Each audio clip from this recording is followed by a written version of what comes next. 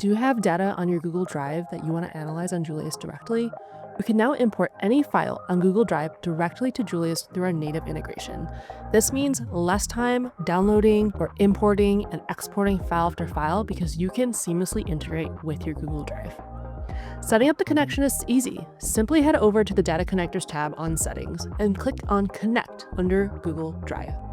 This will bring you to the Google authentication flow, where you will connect your account and grant it permissions. After that, you should be ready to go. Head over to a new chat or notebooks. Select Google Drive as your data source, which will then open the file picker.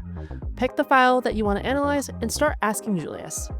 This means no more manual exporting, importing, downloading of files and bringing them into Julius one at a time. Do you want to give it a try with your team? Sign up for Julius today and let us know how you like it. And if you have any other feature requests, let us know in the comments below.